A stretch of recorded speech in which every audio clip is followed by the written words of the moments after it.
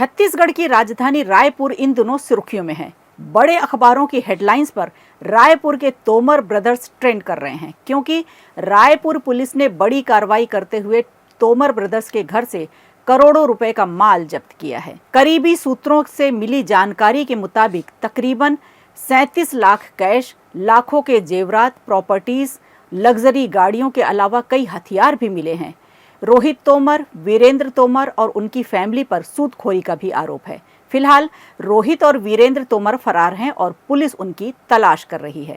दोनों भाइयों के बारे में कहा जाता है कि ये दोनों किसी जमाने में कभी ठेला लगाकर सामान बेचते थे और अब अकूत दौलत के मालिक बन चुके हैं। सूदखोरी और अवैध वसूली के नाम पर दोनों ने अथाह दौलत जमा की। ये दोनों अपने करीबी लोगों को भी नहीं छोड़ते। आइए बताते हैं कि इन दोनों भाइयों पर आरोप क्या क्या लगाए गए हैं।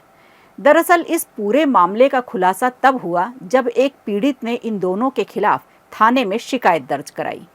सूदखोरी के नाम पर जबरदस्ती वसूली करने वाले परदेशिया वीरेंद्र और रोहित तोमर पर पुरानी बस्ती थाने में शुक्रवार को वसूली और अपराध का एक और मुकदमा दर्ज किया गया। ये रिपोर्ट रोहित तोमर के कारोबारी दोस्त करण सोनी ने दर्ज कराई, जिसमें इन दोनों भाइयों ने उधार के पैसे वसूल करने के लिए जबरन भरे चेक भरवाए, कोरे चेक साइन लिए और कोरे स्टैम्प पर भी साइन करवाए। जब पीड़ित को पैसे की वसूली के लिए जान से मारने की धमकी दी और डरा धमकाकर फर्जी तरीके से जमीन की रजिस्ट्री भी करवा ली, तो लोगों ने परेशान होकर शिकायत करने का मन बनाया।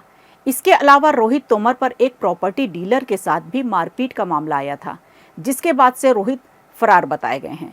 जब रोहित की पुलिस तलाश करते हुए भाटा गांव के उसके साई विला मकान पर पहुंची तो पुलिस के भी होश उड़ गए, जहां पुलिस को इन दोनों की काली कमाई का खजाना मिला। पुलिस टीम भी सर्च वारंट लेकर पहुंची थी, तो तलाशी के दौरान रायपुर पुलिस ने बताया कि रोहित तोमर की लंबे समय से तलाश की जा रही थी, लेकिन उसका कोई अता पता नहीं चल रहा था। थाना तेलीबांधा में रोहित के खिलाफ मामला दर्ज था। इसके बाद पुलिस ने न्यायिक मजिस्ट्रेट से आरोपी के भाटा गांव स्थित मकान का सर्च वारंट प्राप्त किया।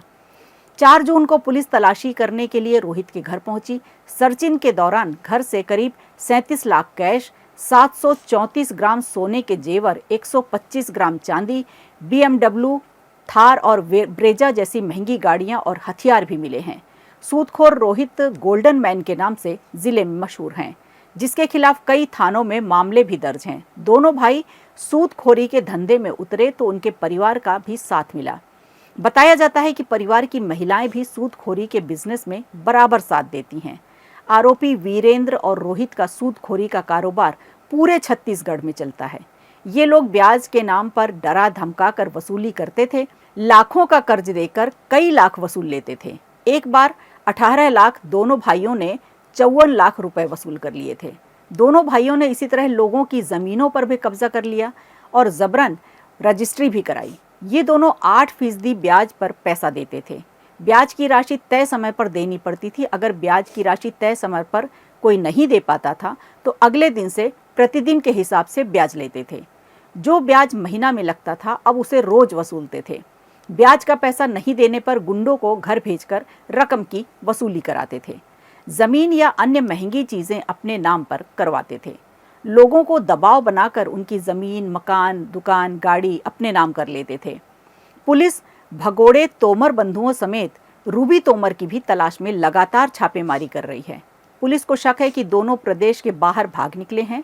उनकी बाहरी कनेक्शन का पता लगाया जा रहा है। खोजबीन के दौरान उनकी फॉर्च्यूनर कार लावारिस हालत में मिली है।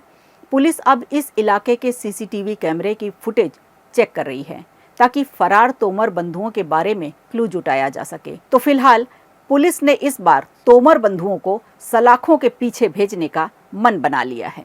वीडियो अच्छा लगा हो तो लाइक कीजिए, शेयर कीजिए और कमेंट बॉक्स में हमें ज़रूर बताइए।